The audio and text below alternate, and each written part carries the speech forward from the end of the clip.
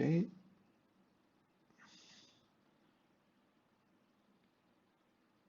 Recording also as a backup on Zoom, and let me share the screen.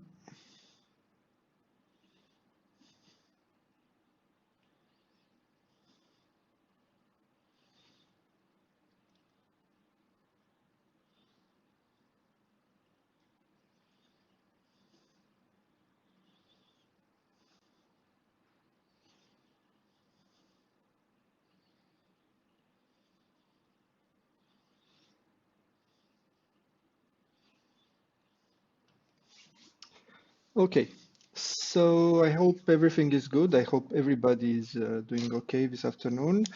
Uh, as usual, let me know if there is any problem regarding the Zoom connection or the slides. So I am assuming from now on that you can see me, you can hear me, and you can also see the slides.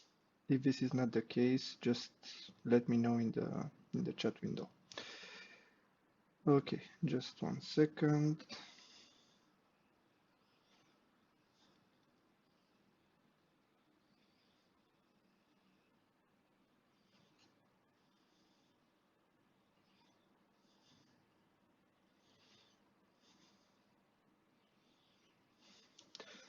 Okay, good. So let's officially start today's class. So this is, of course, the second class in the Advanced Database Systems course. And first of all, let me quickly remind you what we have seen together in the inaugural class last week, last Wednesday.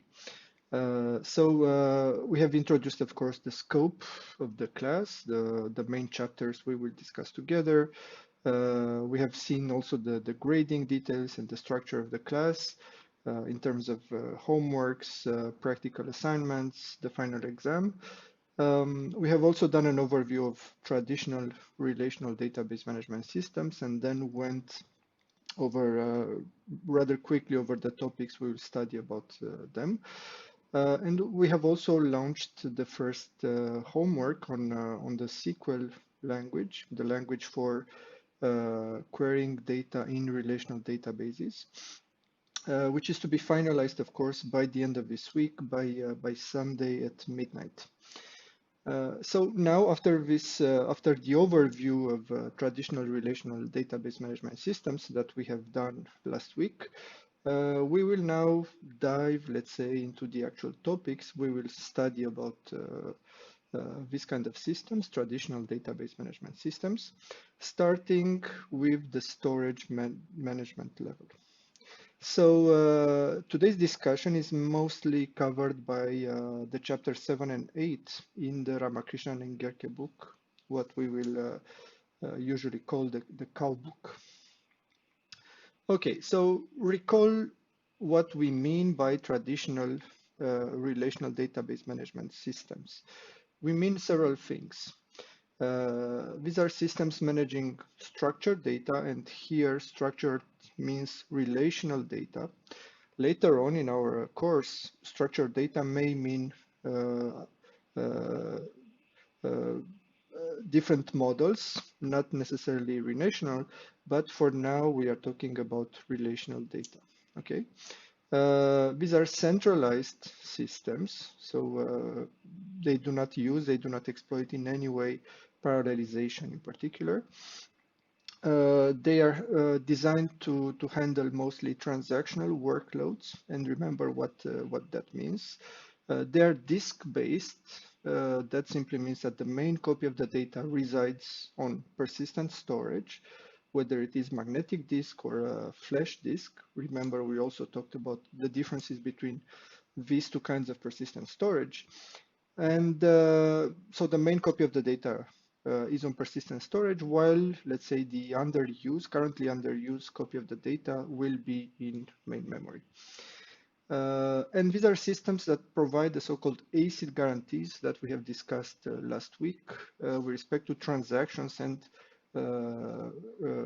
let's say, the robustness of systems in the presence of failures. And so we saw what this acronym stands for: atomicity, consistency, isolation, and durability. And again, traditional also, let's say, hints to the fact that this kind of systems with very popular examples, very successful examples such as Oracle, Microsoft SQL Server, IBM DB2, MySQL, Postgres, and so on, they have been the norm for decades, since roughly the 70s, and they are still playing a major role in the data management industry. So recall also what we said that our study approach will be. It can be seen, let's say, as an anatomy-like approach, in the sense that we will unpack such a system and then explore its modular design, which is in general the one illustrated here, where each level somehow hides the complexity of the next. This is, of course, the logic of following such a modular design. And to a large extent, classes on introduction to databases focus on the topmost level. The SQL client, how to write queries, how to query, and how to model data in relational databases. We will not focus on that. We will just recall some of these aspects with the use of the homework on SQL. We will instead look at databases from the systems, algorithmics, and administration perspective. Okay, and the main reason for that, of course, is that for a better, deeper understanding of such systems, of their principles, of their core ideas, well, many opportunities come for us as end users, as administrators, for instance, of such systems, opportunities that in the end will enable us to not only be better data scientists or database experts, but also to have a critical view, to understand better let's say, the bigger picture of data management and data management systems, how different they may be or they may not be in certain situations, depending on the choices that are being made basically in their design and in their usage, in their deployment, let's say.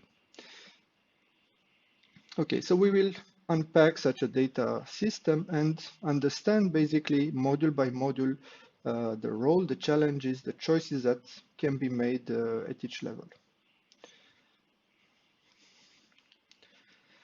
So where are we, let's say, in this big picture? So right now we have done an overflight, let's say, of the SQL client level with the homework, of course. And now we'll discuss what happens basically once a query is submitted, is written, and then the user hits the enter key. How is basically a SQL query executed? This will be, let's say, our broad focus in the next lectures. This is the schema that we will use. Is a schema that comes directly from the cow book and is very often used in database classes. It's a schema that talks about people, sailors, boats, and reservations of boats by sailors. So most of our examples, by the way, will come from the cow book, and this is why basically oftentimes basically you can it's quite useful to use this reference book as a support when you prepare for this class, because you will be very let's say quite familiar with all the examples that you can find there. So we have sailors with a sailor ID. Of course, the underlined field, the underlined attribute is the primary key of a relation. So sailors here are identified uniquely by their sailor ID. They also have a name, rating, age, and so on. Boats have a boat ID, the primary key, and then a boat name and color.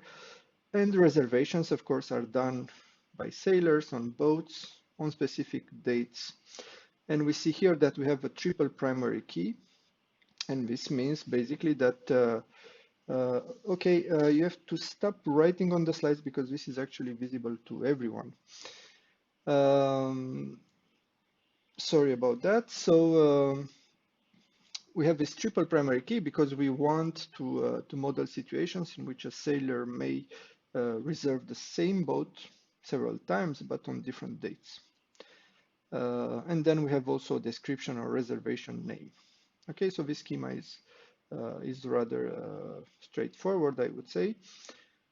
And now let's follow the bullet, let's say, and let's say a query arrives, the one shown here, which asks for uh, um, the number of, well, I should let you read this query and figure out what it does, but you can see that we are joining the sailors table and the reservations table by their common attribute, the sailor ID. So this is, by the way, called the natural join, equality on common attributes. We are also only interested in sailors having an age higher than 30, and we are grouping by age. So we are making groups depending on the age. And basically, we want to have as an answer how many reservations we have for each different value of age, starting from 31 onwards, let's say. So this is the query. And well, what happens basically when I hit enter and I submit this query to the system. And once again, you should notice here that this is a declarative expression. We are here expressing the what we want to get. Give me the number of reservations, both reservations, for each different value of age. It's a declarative formulation of our information need, and then we should let the system figure out how to translate this what into a how to compute the answer to this query. So what happens first when the query is submitted to the system? Of course, it is understood, read and understood, let's say, by the system, parsed. The syntax and the query structure is verified, and all this is rather straightforward, I would say, nothing conceptually hard here, so nothing that we'll actually discuss in detail. Once this is done, the query is translated into an execution plan. We will, of course, discuss how the system decides which execution plan to pick, but basically, for now, let's say that the system translates our query into an execution plan, a relational query plan. Say the one given here as illustration, a plan in which, as we can see, we will do a scan of the reserves table, and somehow we have at our disposal an index on the sailors table. We'll clarify what this means later on, and then we do a join between the two tables based on that index. And finally, we group by age. This is what happens in this in the execution plan that is illustrated here. So for now, of course, this is easy to say. We just translated, let's say, this declarative formulation into a procedural one that can be executed by the system. But remember that, of course, this is really hard to achieve. There is a lot of, let's say, intelligence, complexity that resides in this step, translating the what into a how, into an execution plan. So ignoring for now the, let's say, the fancy name that you see on each node of this execution plan, basically we will read, let's say, one record of the reserves table, one at a time, by doing a full scan of this table. And then through the index, since we have actually for each record that we get from reserves, we have a sailor ID, we will use that value in order to quickly find the record, the unique record corresponding to that sailor ID. And so once we have that record, we can get the join of the two and send it, let's say, upwards to the group by operator, which builds, let's say, a group for each age value that is encountered and keeps the count basically for the final result. Okay, so I hope this is clear. Now, of course, the question is, how is this plan executed? Well, it will be executed as a data flow. So in order to understand the data flow, let's say try to picture a file, a data structure on each relation, reserves and sailors, which basically gives us one record at a time.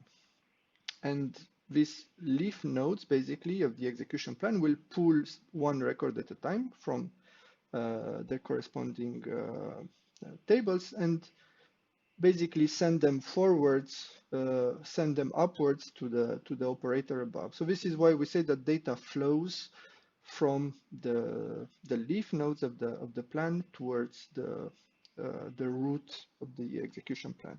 So this is why this is called the data flow. We send records from reserves and sailors. So a pair of records from reserves and sailors, which are of course matching by the common attribute sailor ID, will send such a pair of records to the join operator, which combines, let's say, the two, which in turn will send this result to the group by operator. Okay, so data, records, intermediary results flow somehow, let's say, from the level of the leaves upwards towards the root, where of course the final result is computed and displayed, let's say.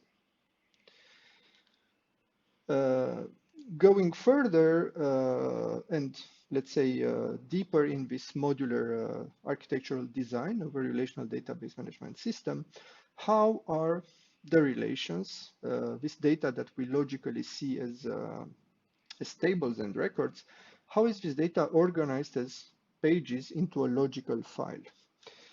This is something that the files and the index manager will handle, and we will discuss this later today.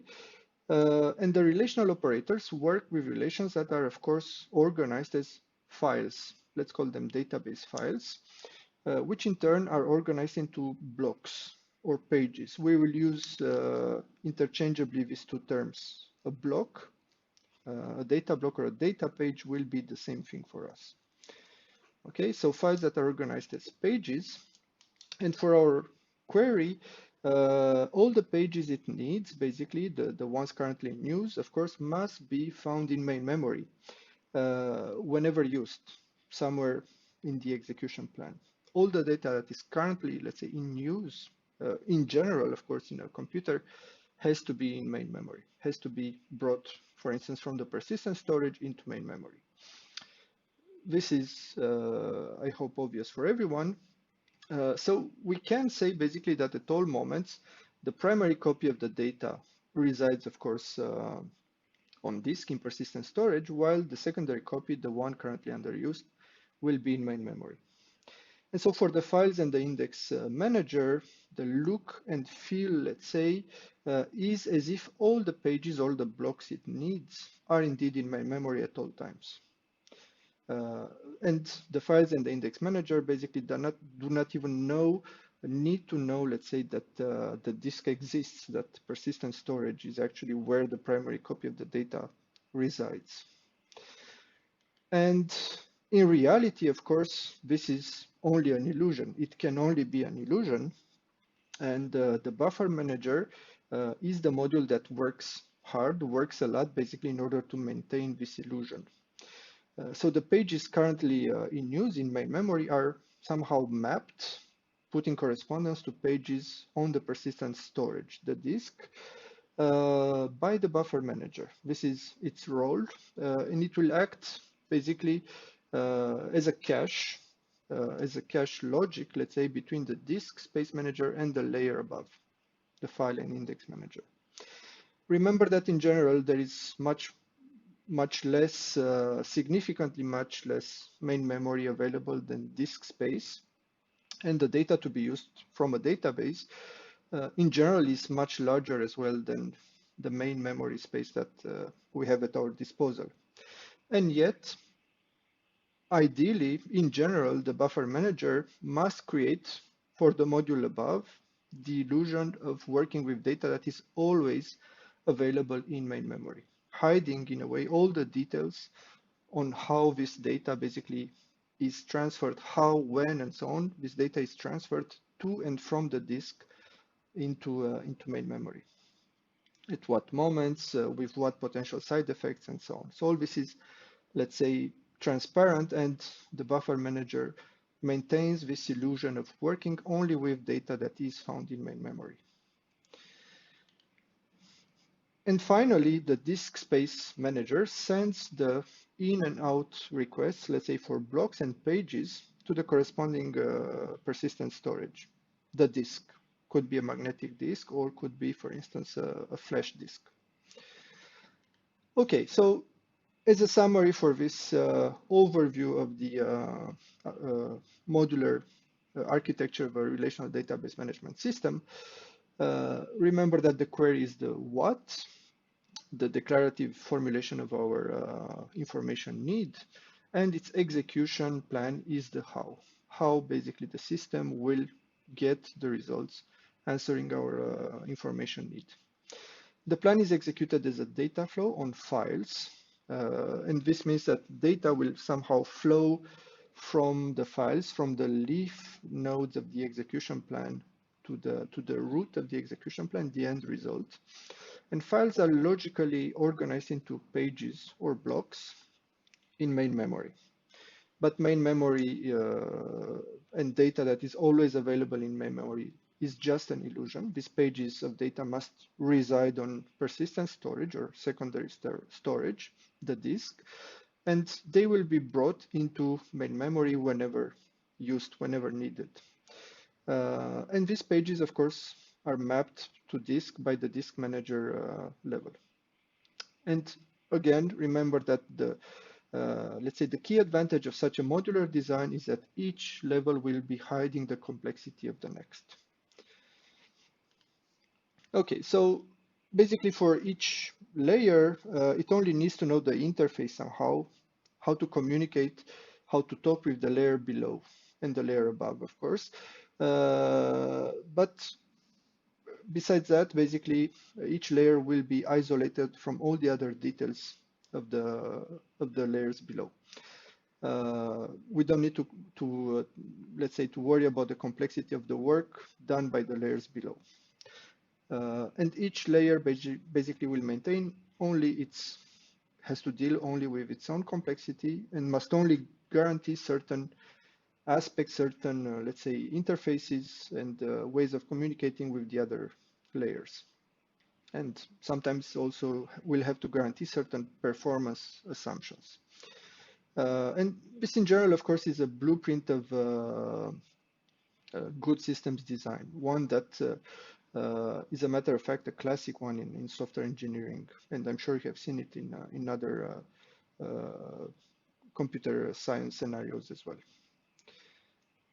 So finally, not to be overlooked, we have to complexify a bit this modular design, but by also talking about concurrency control and recovery, because obviously we do not have them in this stack of let's say, modules managers here. As discussed earlier, of course, query execution is not, let's say, the only major task of a relational database management system. Concurrency control and recovery from crashes are equally important. And to complete the architecture picture here, we could say that these two modules are somehow in parallel. They're tightly dependent, or they're tightly interacting, closely interacting with the files, the buffer, and the disk space manager, but somehow they're placed in parallel with respect to them. We will see them, we will see the concurrency control manager and the crash recovery manager at the right moment later on in this class.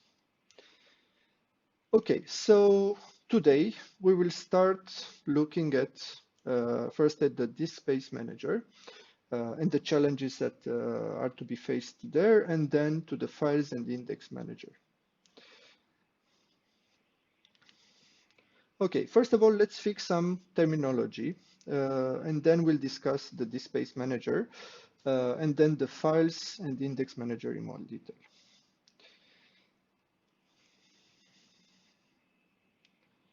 Okay, let's bring all this together. So we will represent sorry, relations as files of pages as illustrated here. So this is our relation, of course, talking about persons with social security number, name, last name, and so on. And this will be organized as a file of pages of data. Within each page, we'll have records, and within records, we'll have fields with their values. So, of course, one record in our relation is, for instance, the topmost row for social security number 123, Adams, Elmo, and so on. And within this record, we have, of course, 5 fields with their respective values: social security, number, last name, first name, age, and salary. So this is what we'll call fields or attributes. And so we will represent relations as files of pages. Within each page, we'll represent, we'll pack, let's say, records, and then within each record, we will pack the values of the various fields. And so by the end of today's lecture, by the end of this chapter, basically, you will know what these strange somehow pictures mean, of course. Okay, so regarding the terminology now. So remember, tables are stored as logical files consisting of pages, each containing a collection of records. Pages are managed on disk by the disk space manager by read and write operation to the physical disk and the files that are found on the physical disk. And this is one of the things this is the first thing we'll clarify today. And then they are also handled in main memory by the buffer manager. This cache logic that basically, remember, maintains this illusion that all the data the system needs is found in main memory. And we'll talk about the buffer manager later on, not today.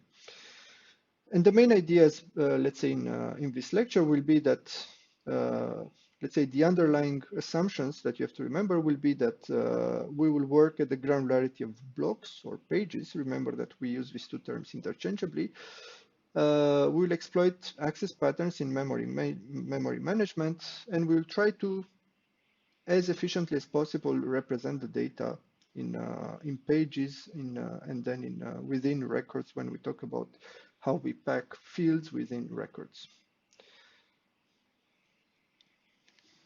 And so for today's lecture, basically, a relation no longer looks like the ones we saw until now, a table, a bidimensional table. For today's lecture, a relation looks like that. These are pages. Each, let's say, main rectangle is a page of data. And then within each page of data, we have records. And we will understand, of course, how we pack records into pages, and then how we pack values, fields, and their values into records. Okay, let's now start with the disk space manager, which manages, remember, pages on disk, as the name indicates, of course. By now we know that a database management system must store its data in a persistent storage. And we know, of course, what are the differences between the two kinds of persistent storage, magnetic disk and SSDs. Recall that disks rely on this mechanical mechanism which comes from many decades ago, and this is why we say it's a mechanical anachronism. Placing this reading head on a certain platter in order to access data is something that is inherently slow. We cannot really make it as fast as we would like to. And therefore, accessing data on magnetic disks is an operation that is very costly, whether it is for reading or for writing. We also discussed SSDs, which are faster in general, and they improve a lot with respect to magnetic disk, especially for reading, where there is no longer a distinction or a difference between access times for random reads and for sequential reads. They're still, of course, low relative to main memory, and their write access performance is not that great, as we have discussed as well. Now, database management systems, of course, will interface with storage at block level. They will simply, let's say, the kind of dialogue they will have with the storage will be of the kind must read this page, must write this page. Okay, and in doing that, ideally we should make sure that sequential accesses are done as fast as possible. If two pages are logically, let's say, neighbors or one next to the other in a database file, if they are also stored in the database, in the disk on disk sequentially, one next to the other, well, this next operation should be quite fast.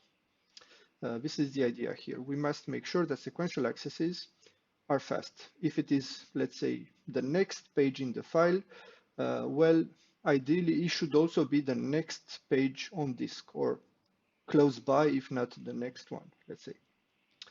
In this way, obviously, the reason is that in this way we amortize somehow the seek delays if it's a magnetic disk. Remember the seek time, the time necessary to place the reading head onto the right track and so on. So we amortize this delay over several, let's say, accesses, as many as possible, let's say, whenever reading or writing. And this is, in a way, one of the biggest challenges at this level with respect to what the database can do in order to amortize such costly input-output operations. And of course, one of the key aspects here is to anticipate as much as possible. That's a key for efficiency with respect to access time. Ideally, the system should be able to predict future accesses as much as possible. And this is where the cache plays an important role, and this is where query optimization plays a very important role as well. Okay, so further notes on terminology. So remember, we will work with blocks or pages. We will use the two terms interchangeably. Roughly, it's a unit of transfer for disk reads, writes. How big, it doesn't really matter. Oftentimes, we will talk about 64 kilobytes of data as a block of memory or page of memory, sometimes 128. Years ago, of course, let's say blocks or pages were smaller. For instance, the COW book uses 4 kilobytes as the unit of transfer. But basically, this doesn't really have an importance for our discussion. So sometimes pages refer mostly to a fixed size contiguous chunk of memory, while blocks basically are really about transferring data from disk to main memory, so the unit of transfer, but again, we'll use the two interchangeably. Okay, so that being said, remember also what we have said about the so-called next block notion that we should have in logical files of pages that, of course, represent relations. Since pages, let's say, are organized logically one after the other in a database file, then this next block concept should also be present or real on disk, on persistent storage, whether it is a magnetic disk or a flash disk. It would be quite useful to have that, this locality concept on disk. And basically, depending on the storage, for instance, if it's a magnetic disk, the next block concept means, of course, the next block on the same track, followed by, let's say, the next block on the same cylinder, followed by blocks on adjacent cylinders. Okay, so if we have a relation, a database file that we want to store sequentially in such a way, being able to scan this relation one page at a time as fast as possible, to read that relation entirely from the beginning to the end as fast as possible, then we should store that relation sequentially, okay? With this concept of locality, If possible, we should store the relation entirely on the same track. If the relation, of course, does not fit on a single track, we should then store it on the same cylinder. The logic being that for that we just have to switch from one platter to the other, or from one read head or write head to another, without the moving the arm, without the seek time. And if it does not fit on the same cylinder, within one cylinder, we should also keep that data on adjacent cylinders. Again, the logic would be that here the arm movement would be rather minimal, and therefore the seek time would be reduced as well. And so that will be the idea of organizing file pages sequentially by next on disk in order to minimize seek and rotational delays.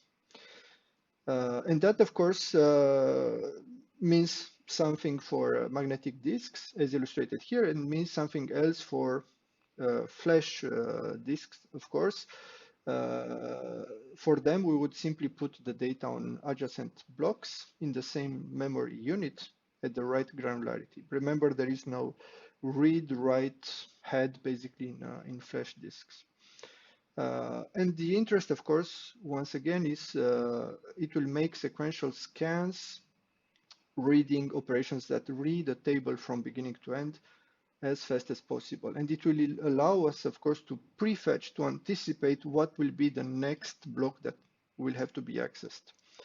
And by the way, databases quite often need to do this operation, need to do sequential scans of a file, of a relation, actually much more often than we might think. Okay, so now what should you know, or what should you understand about the disk manager, let's say? Well, it is, of course, the lowest layer of the database management system. It will map pages to location on disk, and it will help us, let's say, load pages from disk to main memory.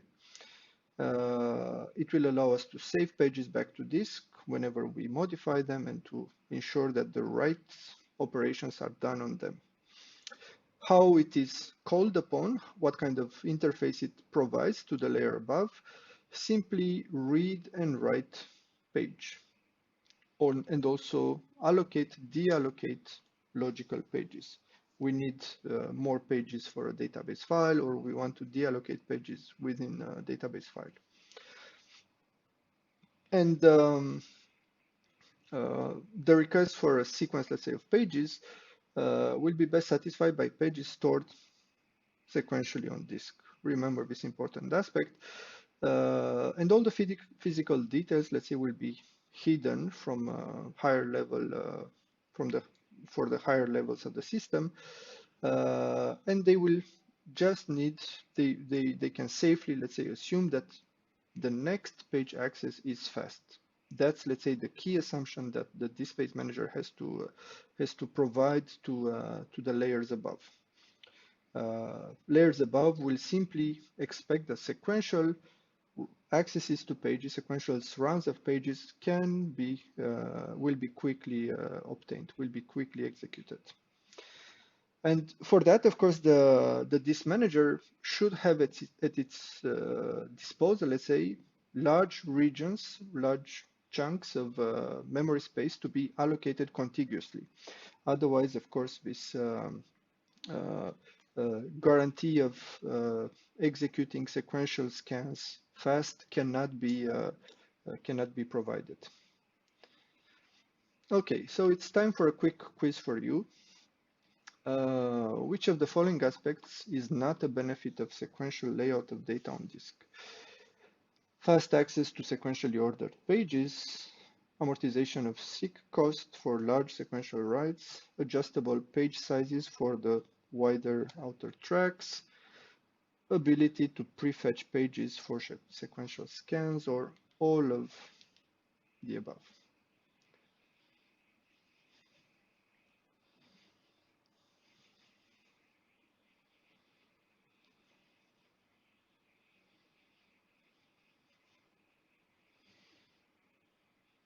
Yes, indeed. C is the answer here. Uh, well, C is the answer in the sense that it's the aspect that is not the benefit of sequential layout of data on disk. There is no uh, concept whatsoever of adjustable page sizes for the wider outer tracks. The page sizes are the same whether it is a track that is wide, so outer, or a track that is smaller, in, let's say, inner on the platter. Obviously, fast access to sequentially ordered pages is indeed a benefit of sequential layout of data on disk. In this way, we amortize the seek cost. If we do large sequential writes, we'll only pay it once or a few times. And this, of course, allows the system to prefetch pages for sequential scans. We can easily anticipate that, well, after page 1, page 2 will be requested, and then page 3, and so on. Okay. So now the question, of course, remains, how should we implement roughly, as a general approach, let's say, the disk manager, the disk space manager. And there are two choices that can be considered here. The first one is to somehow implement it directly on top of the storage device. In this way, the disk space manager will talk directly to the storage device, bypassing in a way the operating system and the file system that is present in the computer architecture. The second proposal, the second idea would be to run this on top of the file system and what would be the benefit and let's say the drawbacks of each proposal? Well, with the first benefit, with the first proposal, of course, we can expect things to be quite fast. If we know the device, the storage device quite well, we can, let's say, optimize as much as possible how data is accessed on that device. Obviously, the problem is portability. Let's say what happens when the device changes. Everything has to be revisited, and that, of course, would be very expensive. With the second proposal, running the disk space manager on top of the file system, well, things are, let's say, the trade-off is more interesting in a way. So what will happen is that we will allocate single large contiguous files on a rather empty disk, and then we can assume sequential or nearby access as fast as possible. Most file systems are optimized, will optimize disk layout for sequential access anyway, and that gives us more or less what we want if we start with an empty disk, even if the disk is, of course, not empty in general. And you should also know that database files oftentimes may span actually multiple file system files on even multiple disks or multiple machines. So oftentimes we talk about files that are very, very large. So in general, of course, the second proposal is the one that is chosen because it allows, let's say, reasonable performance, and at the same time, it allows portability. We don't depend, let's say, directly on a certain storage device that may change later on. And so, in general, with this second proposal, the big picture would be as follows. We have, we have the disk space manager that answers requests such as get page 4 or get page 5 and so on. We have the disk file that is paginated, organized into pages that are then handled by via the file system. With, of course, this layer representing the actual storage, which may even encompass different storage devices, different machines, and so on. So whenever a page is requested by the layers above, for instance, get page 4, the disk space manager will request it, and this request will be served basically by the file system itself. Okay, so as a summary on the disk space manager, and we'll not discuss it further, um, it provides a simple API to read and write pages to the storage device. Pages are block level organization of bytes on disk. And the main role of the disk space manager is to provide next locality and to abstract, hide all the details that pertain to the file storage and the storage file system and the storage device. So abstracts the file system and the device details for the layers above, of course.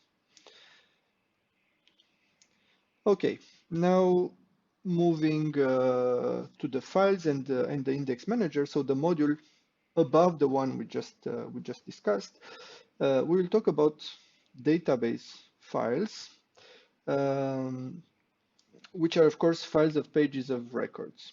So these will be, let's say, the three levels of granularity at which we have to discuss now. And so we'll talk about files first, how we can organize pages within database files. And then we'll see how we organize records within pages. And then we see how we organize fields within records. So we have this three layered onion, let's say, that we have to peel now. Okay, so files of pages of records. So remember that the higher levels of the database management system operate on pages of records and files of pages. And so a database file, we can define it as a collection of pages, each containing a collection of records. And the API for the higher layers of the system will be insert, delete, modify record, fetch a particular record by record ID. And so this is something that we'll emphasize in today's discussion. Each record in a table will have an identifier, a record ID, which is not corresponding to the primary key value of that record. It's, let's say, an internal identifier, internal to the system, a record ID. And we will see actually that the record ID usually is composed of a page number, the page within which the record is found, and an offset within that page. Basically, so the record ID gives us the position. Where can we find a specific record? In which page and where exactly in that page? So it's like a pointer taking us to the precise location, if you want, of a record. And that is composed of the page ID and the offset or location within that page. And finally, another API operation at this layer, scanning all records. Give me all records of a relation, possibly with some filtering conditions on the records to be retrieved. Remember that the database file can span multiple operating system files and even multiple machines or even disk devices as well. And all this is basically transparent to the layers accessing database files through this API. Okay, so we will talk about different kinds of database files. Today we'll mainly talk about two kinds of database files, the so-called unordered heap files. We could even call them ordinary files. Traditionally, we call them heap files, but I should emphasize that this has nothing to do with the heap data structure that you may be familiar with in various programming languages. It's simply a basic unordered file in which basically we have records, but we'll call it, traditionally we'll call it a heap file. So records in a heap file are placed arbitrarily across pages with no order whatsoever. There are clustered heap files, there are hash files. We'll not talk about them in more detail. There are also sorted files, and we will talk about sorted files today, especially when we do a cost analysis. As the name indicates, there are files in which the records are somehow sorted according to some order. For instance, according to the order of the domain of some field of the records. And then there are index files, and we'll talk about them next week. We'll see that with indexing, we also get new data, let's say, database file organizations that rely on indexes. Okay, so regarding unordered heap files, so it's a collection of records without order, not to be confused with the heap data structure. As a database file grows or shrinks, we may need to add pages to it or to remove pages, deallocate pages from it. And in order to support the record level operations that we had on the previous slide, we must keep track of the pages that are part of a database file. Keep track also of the free space that may be available on pages. In this way, for instance, we know where we can insert a new record and keep track of the records on a page. In this way, of course, we know where to find a specific record. Many alternatives for keeping track of all this are present. Let's say we will consider mainly two and we'll discuss them next.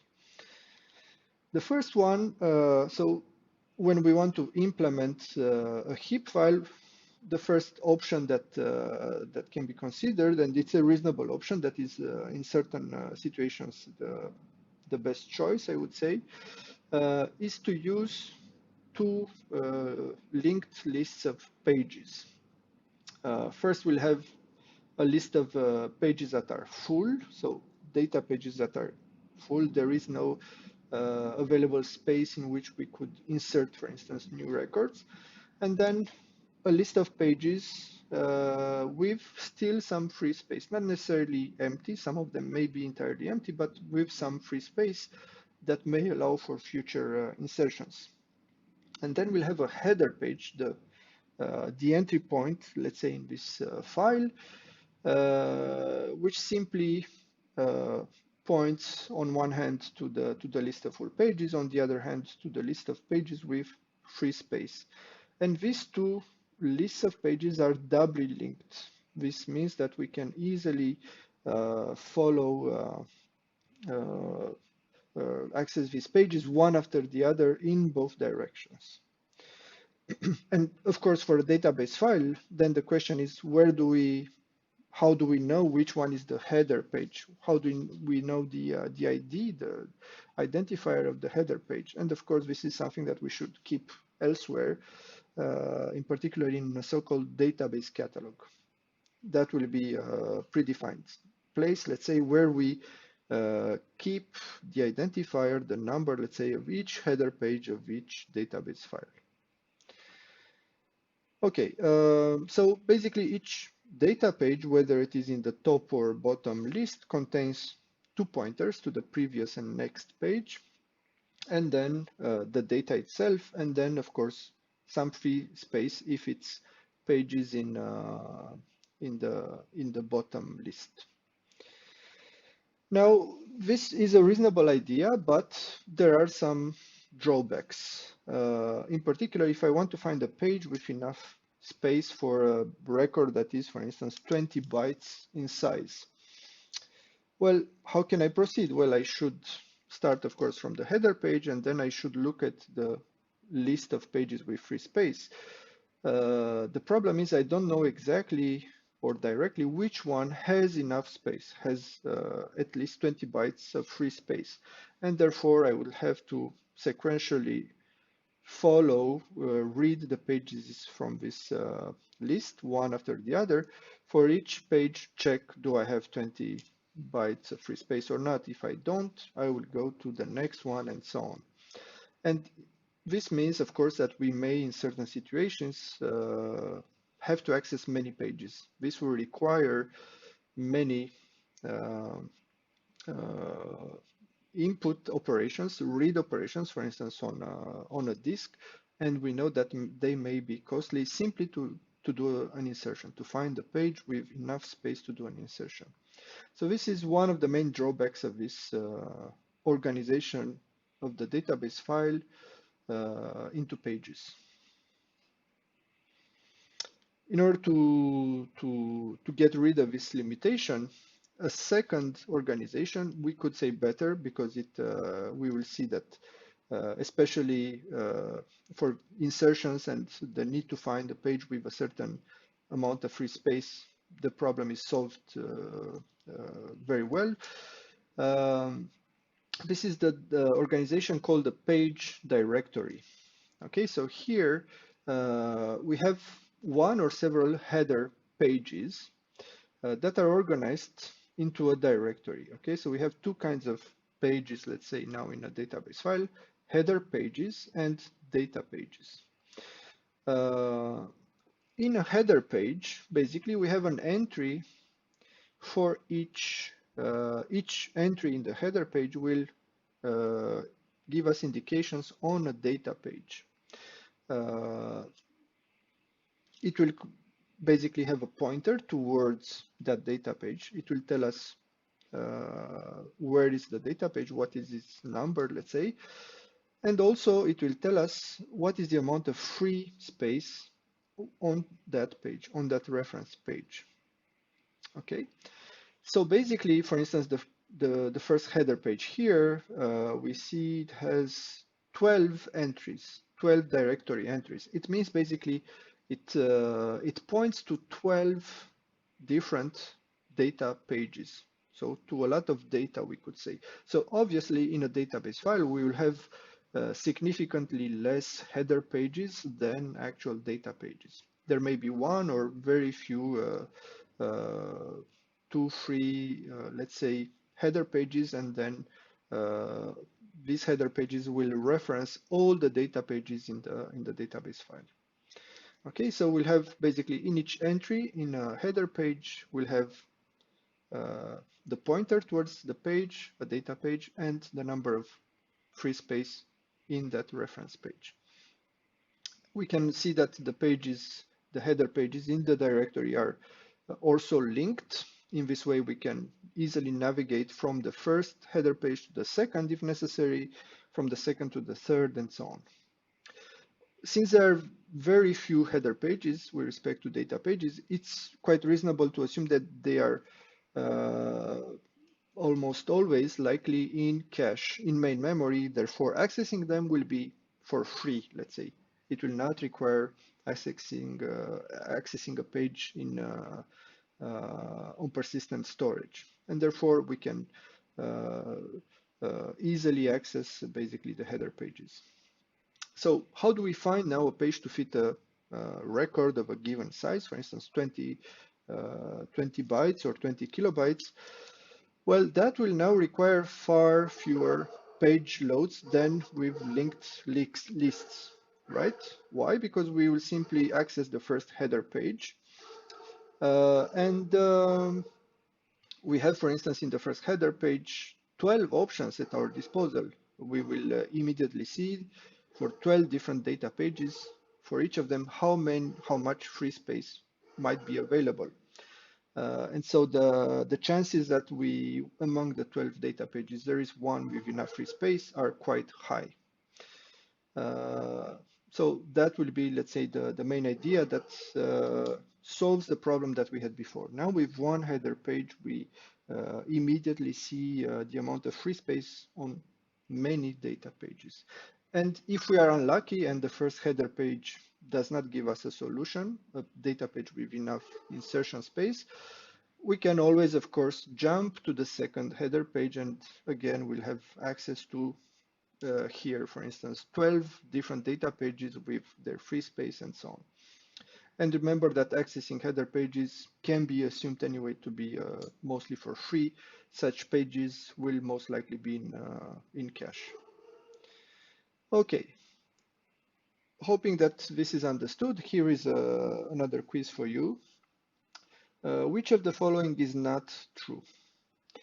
In the list scheme, so the first organization of a database file into pages, the header page is mostly empty.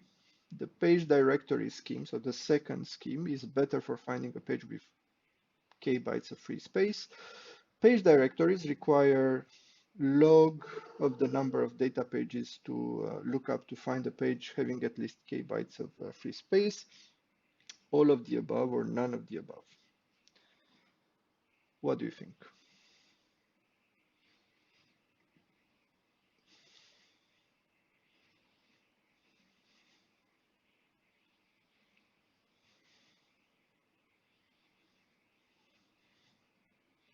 So which of the following is not true?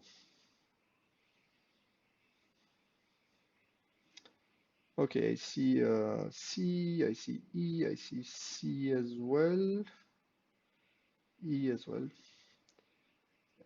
It's mostly C's, and indeed this is the right answer here. This kind of lookup cost order of log of the number of data pages is something that we will see later on when we do some kind of binary search, when we'll use an index, for instance, or when we will search for something in a sorted file of records. But here it has no meaning for the current two scenarios. So that's definitely the aspect that is not true. A is of course true. In the list scheme, the header page, remember, only holds basically a pointer towards the list of pages that are full and another pointer towards the list of pages that are not yet full. So it's mostly empty besides that. The page directory is of course better for finding a page with a certain amount of bytes of free space. And that's of course why the answer here was C. Is there a question? Okay, good. So let's continue. Now, let's talk rather briefly about indexing and also based on indexing, let's say a different kind of file organization. So with a heap file, we can retrieve records by record ID by simply saying, give me record 5 from page 6. So basically the record ID will be 6, the number of the page, and offset 5 within that page, for instance. Or we can access records by simply scanning them sequentially. However, of course, in a database, oftentimes we want to get records by the value of a certain field. We would like to be able to say, give me all the students from the computer science department or students with GPA above 3 and with blue hair, or this kind of operations. And so for now, just keep this in mind, and we will see this later on, maybe starting today, but for sure next time. We will see how we build such files and such data structures that will allow us to fetch efficiently records by value instead of records by ID or by simply doing a sequential scan of a table. So we'll talk about value-based queries and how we can deal with them mostly next time. Okay, so as a summary so far, we know so far that tables are encoded as a collection of pages, and now we know how to pack or to organize pages within a file. Okay, so this is what we have learned so far. Now let's see how do we organize records in pages. This is of course the second layer of the onion that we are peeling now. So now we'll talk about pages of records. So there are certain basics that we will first clarify. So within a page, we'll have a header, a place where we keep some, let's say, meta information. It may hold the number of records that we have in the page, the amount of free space, and the location of that free space, maybe a next last pointer to other pages within the same database file, and other things, and we'll clarify them one by one, maybe a bitmap, a slot table, and so on. We will see what all this means later on. Okay, and the things that we need to address here are how do we feel, let's say, a page, and that we will see will depend on how records look like. In particular, are they of fixed size or of variable size? That will have major implications basically on the choices we can follow here when packing records into pages. And there will be Uh, Also another important question, do we need to find records by record ID? Or maybe if this is an important operation, then we should, let's say, organize records into pages in such a way that the records are not often moved around, because when a record is moved around, basically its record ID changes, and that would be very problematic for operations that need to access records by record ID. Because again, remember that the record ID for us will simply be a page number and a location within the page, or an offset within the page. And if records move around for various reasons, organizational reasons, let's say within a page, it means that the record IDs change, and that may be problematic. And then another important question, how do we add and how do we delete records? So this will be, let's say, the three questions that we will pay attention to. Do we deal with fixed or variable length records? Is important for us to find records, to retrieve records by record ID? And in that case, we should pick an organization that does not need to move records around. And how do we deal with additions, insertions, and deletions of records? Okay, so let's say our options for page layouts, and this is, by the way, what we call page layout or database layout, how we organize records into pages. It will depend on the record size, whether it is fixed or variable, and on our, let's say, storage constraints or limitations. Do we need to pack records into pages in a compact way? And this is what we'll call packed pages, in a compact way that basically limits as much as possible the amount of storage that is not used. Or can we afford to keep records unpacked, for instance, with some empty space between records, space that may be lost in somehow? Okay, so this will be, let's say, the two options that we have to consider here: fixed or variable length records, and page packing or not. Do we need to do page packing or not? Remember, packing means no empty spaces, let's say, between records. Okay. Now a note on how we will illustrate the various options with images here.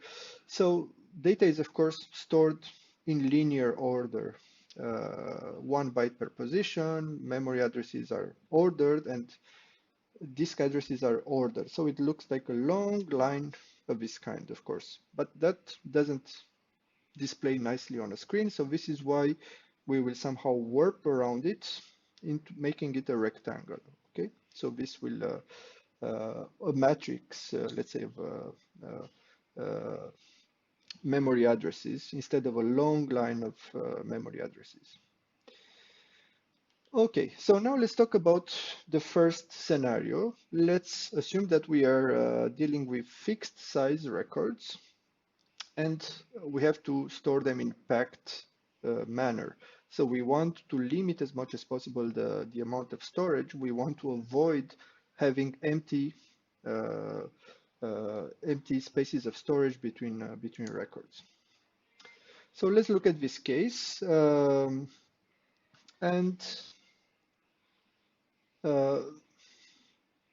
we can basically follow an organization that looks like that. So we'll have a page header, and then we'll have records. And of course, you can notice from this picture as well that they are of the same size. A record ID will be composed of a page ID and location in a page.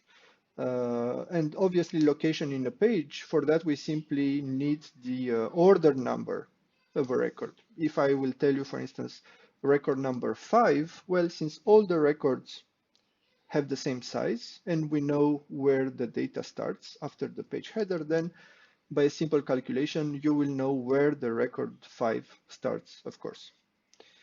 We know the offset from the start of the page. For instance, if I need the record ID 24, so that means page 2, record 4 within page 2, I easily know where it starts. How do we add? How do we insert? Well, we just append to this list. How do we delete? Well, this is where things are a bit more complicated. For instance, if I delete record number 3, I will end up, of course, with some empty space. And remember here, we want records to be packed. And therefore, we need to rearrange the records. And now we have a problem because what was before page 2 record 4 now points to a different record because we have moved the records around, and what we had before in position 4 in this page is actually what we had before in position 4 now shifted to position 3. And instead, with this ID, we will access, of course, what we had before in position 5. So that is problematic when we need to access records by record ID. And of course, this is necessary in this scenario when we want records to be packed without empty spaces between the records. Okay, so now let's look at the option of fixed length records, but this time unpacked. Well, now, of course, since they are unpacked, we can no longer just rely on an offset in order to know where a record begins, because there may be empty spaces, and we don't know how many of them, we don't know how large they are. And therefore, now we need the so-called bitmap in the page header. In the bitmap, we'll have slots. So the bitmap will reference, let's say, slots with records. So we have here, of course, 5 records, and therefore we'll have 5 bitmap positions that are, let's say, in use. 5 records that are referenced by the bitmap. Now, the record ID will be the record number in the page, and that will correspond actually to the slot number in the bitmap. So if I'm telling you, for instance, page 2 record 4, so that will represent the 4th record, the one corresponding that is pointed to by the actually, so we don't have pointers here, sorry, because we have fixed length records. It's just that certain positions may be empty and certain positions may be filled with records. And this is why we just need a bit, 0 or 1, in order to indicate whether the slot is filled or not. And so, for instance, here, the first 5 slots are filled, and this is why the first 5 bits are set to 1, let's say, and the next 4 are of a different color. Here, they are set to 0. And so now we know, of course, how to access a certain record because we know we can easily see whether it is filled or not. Okay, so the record ID will be the record number in the page. When we insert, we need to find the first empty slot in a page. So we look at the bitmap, and for instance, if we want to insert in the current situation, the first empty slot will be this one. When we delete, well, there's nothing to be done except basically clearing the bit. If we want to delete, for instance, this record, we just set record number 5, we just set the 5th bit in the bitmap to 0 instead of 1. We just cleared the bit. For instance, here we just deleted the record number 3. Okay, so this is about fixed length records when we accept basically unpacking, when we accept that certain slots may not be filled with data, and so between the records we may have empty spaces. Okay, now time for another quick quiz for you. Which of the following is not true about organizing records of fixed size into pages packed or unpacked? You can delete a record from a packed page, but it's more work than for an unpacked page. In unpacked pages, deleting records requires overwriting them. In packed pages, deleting a record can change the record ID of other records, all or none of the above.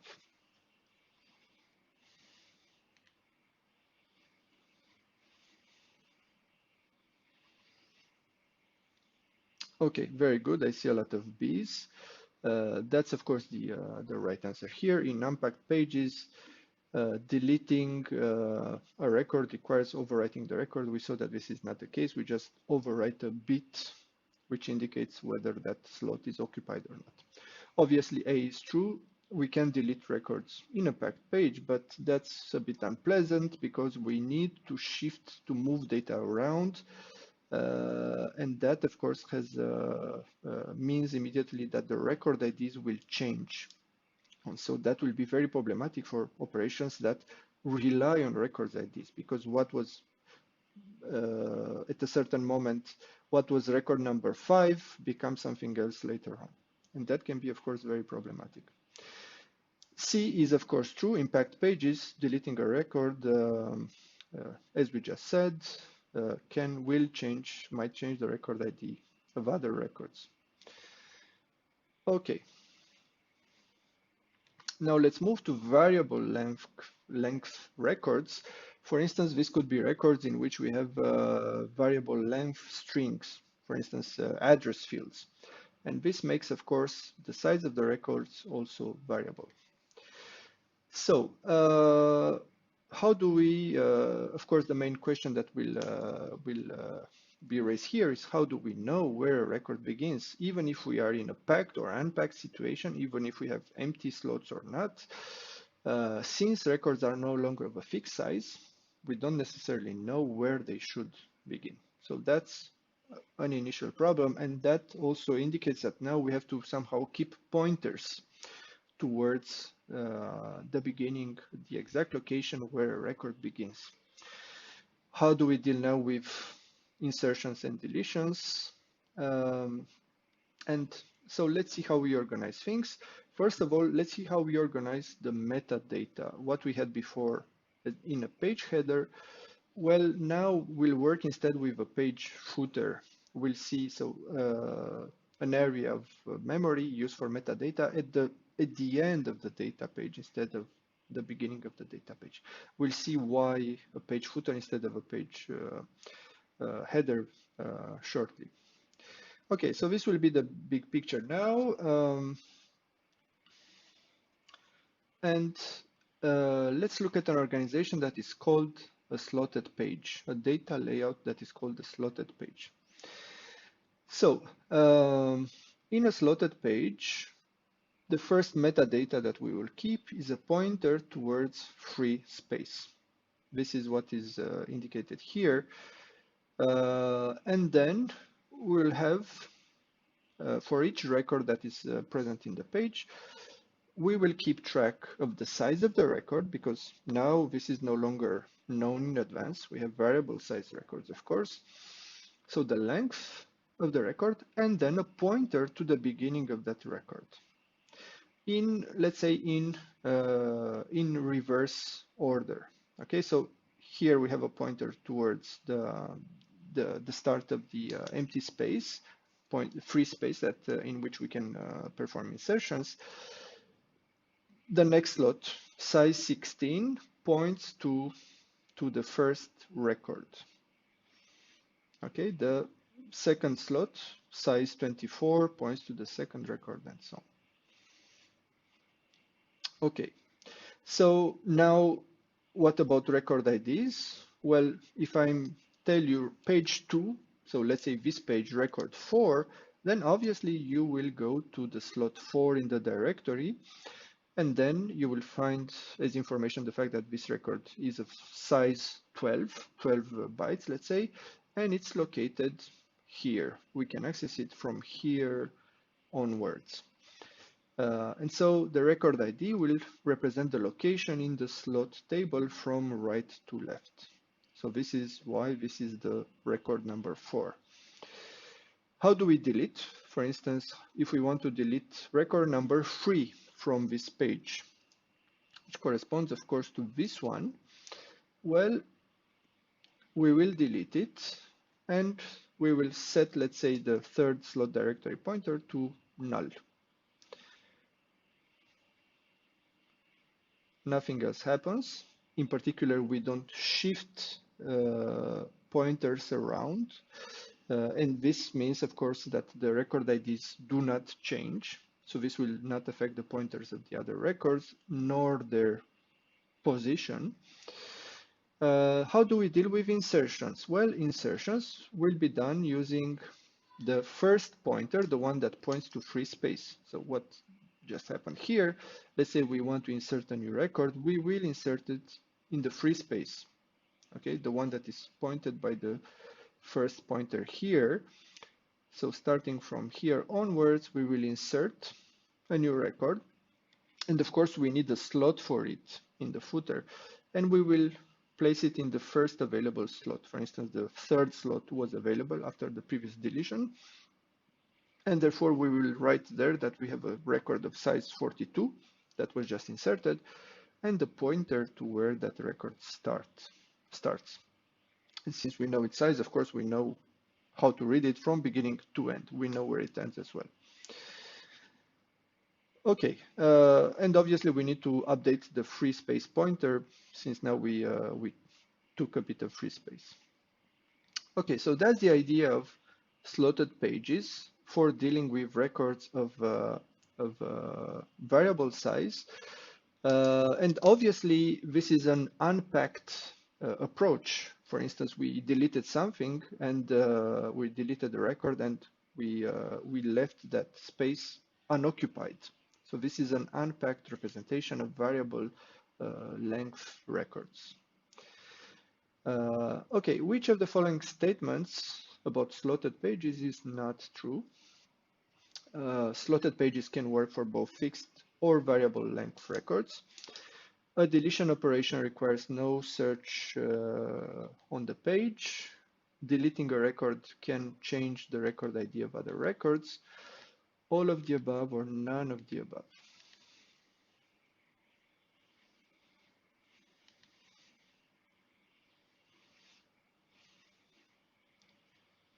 Indeed, C is the not true point here.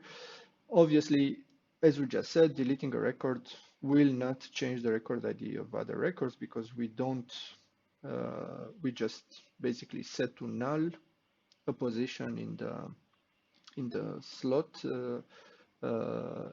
directory, but we don't touch the others.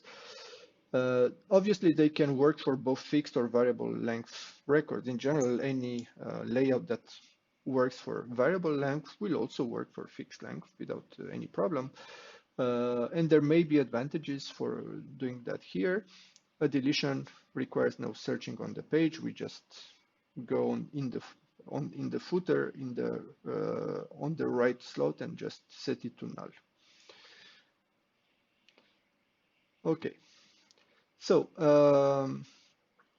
regarding insertions, we saw that, for instance, we deleted something before and that left some empty space, the blue one here, and then we inserted something, not in the space that we just freed before, but in the free space that we had initially. And that, of course, leads to a bit of fragmentation. And the question is, of course, is this a problem? Should we deal with it? And what happens when we deal with it? So we could, of course, deal with it without affecting in any way the record IDs.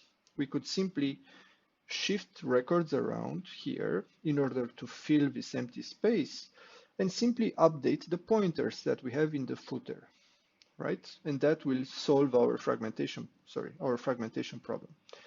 So this is what we just did here. We reorganized a bit the data on the page in order to avoid having empty space between records. So that can also mean that we can have slotted pages that are always packed. Okay, this is safe. The question is, should we do it systematically? Is safe in the sense that it doesn't affect record IDs, but should we do it systematically, or when should we reorganize the data in a slotted page? And the answer for that is, of course, most often it pays to be a bit sloppy, let's say, and to not reorganize systematically after each deletion in particular, um, especially if the page never gets, let's say, more records. What if we need more slots? Well, we just add more. For instance, here we have already 5 slots and we have 5 records. If we want to insert a 6th record, we need a 6th slot, of course, and we just add it in the footer. It would be useful also to keep track of the number of slots that we currently have in the slot directory. For instance, 5 here. So that would be the very first information that we'll keep in the footer now. And so as we insert more data, basically the footer grows from the end of the page inward, while the records, of course, grow in the other direction, from the beginning of the page inward. And so you see that this is an elegant way of dealing with both the metadata and the data within the page. They grow from the two ends of the page, and basically when they meet, let's say, that means the page is full. This is why we moved all the metadata in the footer instead of the header. Okay, and obviously with each insertion of a slot and the record, we need to update this counter. So this is what the slot page layout will mean for us, starting with a counter on the number of slots, a pointer to free space, and then slots that may be full with indicating a record of a certain size and pointing to it, or maybe empty after deletions. And in certain, from time to time, let's say we may deal with this fragmentation by shifting a bit the data and getting rid of empty slots. Okay, now this is typically used, of course, for variable length records, but it's also good, of course, for fixed length records as well. Not so bad, in fact, for fixed length records, simply because even in fixed length records, we may have empty values, null values. And therefore, even fixed length records may, in practice, be more or less of a variable length, depending on whether they have null values or not. Such null values basically make them look like variable length records. And this is why we can basically rearrange somehow and squash the value, the null fields, and therefore a slotted page becomes an interesting choice in such a situation. However, the slotted page is not to be used, let's say, all the time. For instance, if we have an entire table of fixed length records without null fields, so that will not accept empty or unknown values for any of the fields in the table, then definitely it could be worth optimizing for the fixed length format using an organization that is designed precisely for fixed length format. Okay, so let's say the final piece of the picture on how we organize data in database files, how we organize fields within records. Remember that the table has a certain number of fields, attributes. Each record has a value for each of the fields. How do we organize these values within a record? So it's maybe time to take a break. Since it's 4 p.m., let's take a break of 10 minutes and then we will continue the discussion on this aspect. So a break until 4:10. And in the meantime, of course, feel free to ask questions.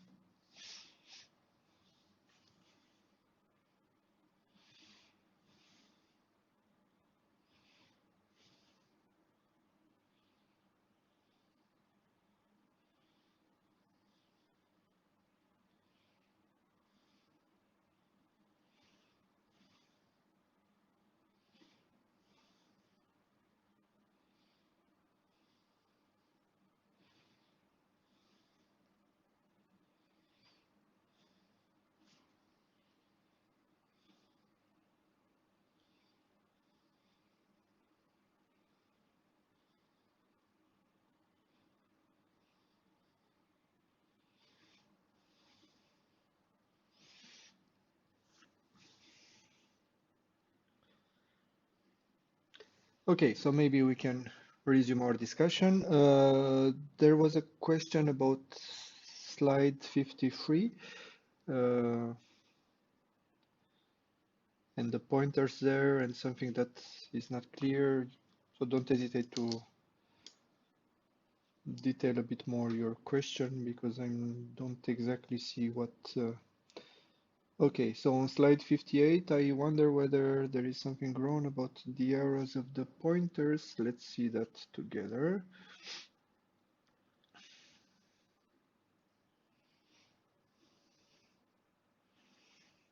Okay, so I guess you can see the slides now.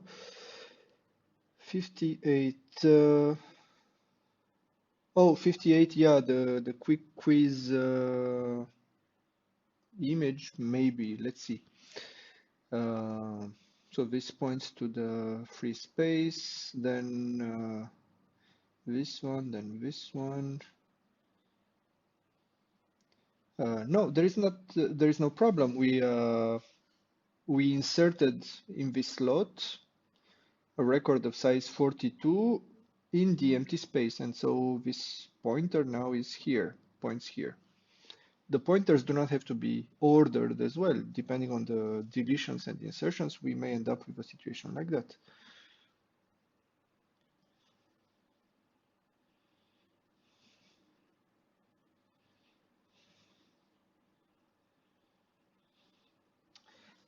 Oh, okay. That may be the case.